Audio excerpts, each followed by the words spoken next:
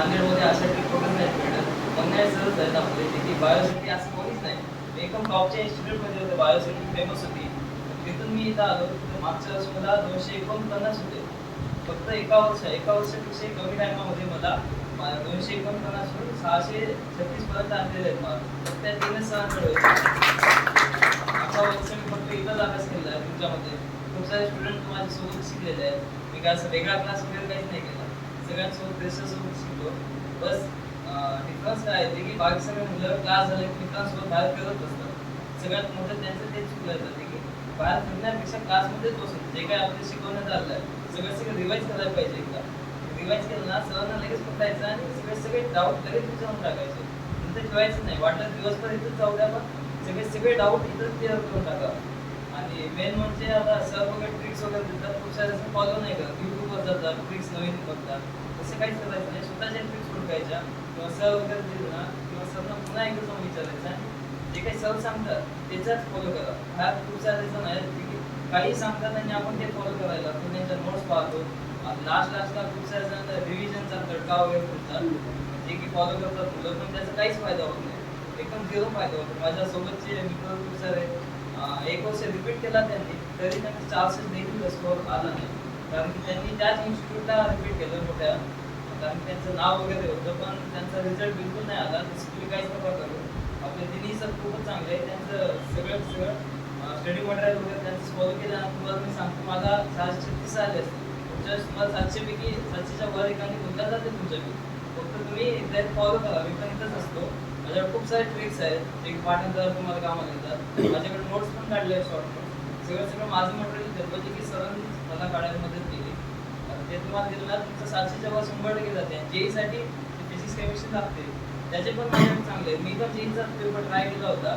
तो नीट चालता इझी होता. तुम्हाला जेईमध्ये 100 ते 100 मार्क घेणं खूप सोपं आहे. बस त्यांना माहिती नाही की कसं अभ्यास करायला पाहिजे. त्यासाठी खूप सारे ट्रिक्स आहेत. त्या एक्झाम्पल म्हणून तुम्हाला एक ट्रिक सांगतो की आपल्याला हॉल तिकीट दिलं जातं एक्झामला. तर हॉल तिकीटचं यूज जणांना माहिती नाही काय करायचं. हॉल तिकीट हे आपल्याला चिटिंगसाठी वापरता येते. हॉल तिकीटमध्ये एक ना एक लेटर असते, त्यापासून एक ना एक कोड बनते. त्याच्यापासून खूप सारे एक्झाम्पल कितीतरी मी तर ऑर्गॅनिकचे रिॲक्शन वगैरे हॉल तिकीटवरून पाठ केलं होतं. तिथं काढायचं हॉल तिकीट आणि डायरेक्ट तिकडे पाहून पेपरामध्ये 1-2 सेकंदामध्ये आन्सर येऊन जातं. पाठांतर करायची गरजच नाही पडत. खूप साऱ्या जणांना वाटतं की एवढंच लक्षात नाही ठेवू. आपल्याला ट्रिक्स असतात खूप सारे.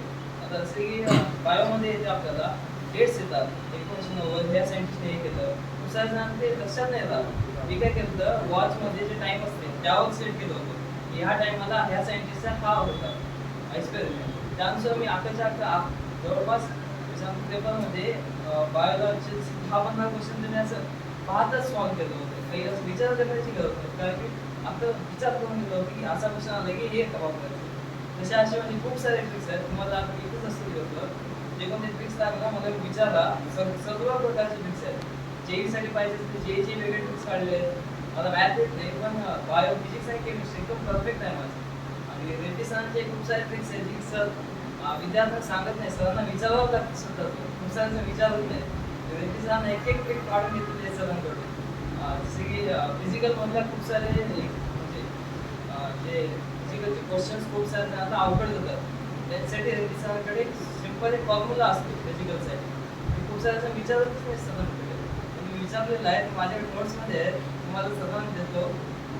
बाकी अजून चोपकर सरांचे तर ट्रिक्स त्याचे फॉर्म्युले खूप सारे असतात. त्यांना प्रत्येक क्वेश्चन एक्सप्लेनेशन त्याच्याकडे वेगळं असते. खूप साऱ्या जणांना क्वेश्चन वाचलं ना क्वेश्चनच समजत नाही, पण चोपकर सर ना क्वेश्चन कसं समजायचं हे सांगतात. तेच नाही नसते. नीटच्या एक्झाममध्ये प्रत्येक क्वेश्चन हा एकाच फॉर्म्युला बेस्ड असतो. जेई सारखं मल्टिपल फॉर्म्युले असतात. जेई मेन साधी जेईमध्ये पण जे फर्स्ट लेवलची असते ती डायरेक्ट एकाच फॉर्म्युला असते. जे ॲडव्हान्स असते ते मल्टिपल फॉर्म्युले असतात कन्सेप्ट. ते आपलं मेन काम काय आहे ते म्हणजे क्वेश्चन समजून घेणं महत्त्वाचं आहे. जर समजला ना एक फॉर्म्युला टाकलं डायरेक्ट आन्सर येऊन जातं. त्यासाठी आपल्याला चोपकर सरांनी एक ना एक क्वेश्चन समजून घेतला पाहिजे. तुमचा क्लास करायला माझ्यासोबतच होते. क्लास केल्यानंतर ते निघून जातात. तसं करायचं नाही. एक क्वेश्चन पण घ्यायचा आणि सरांकडे जाऊन त्या क्वेश्चनला सगळं समजून घ्यायचं. त्या सोल्युशन आपण सोबतच न्यायचं आणि सरांना म्हणायचं की सर्वांना क्वेश्चनचा अर्थ सांगा. हे सर्व काही तुम्हाला स्वतःहून करावं लागतं. मी पण इथं वर्षभर इथेच केलं. वर्षभरापेक्षा कमी टायमामध्ये मला दुप्पट विषय जास्त होत आलेला आहे याच 3 सहमध्ये.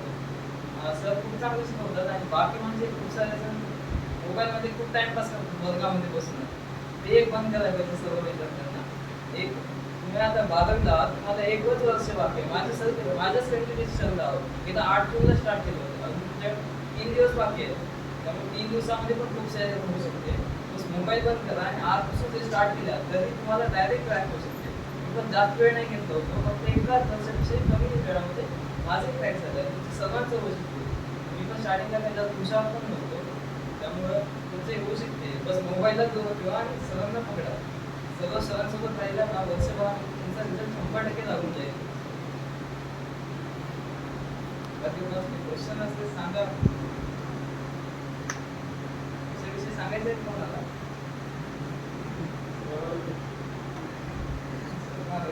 क्या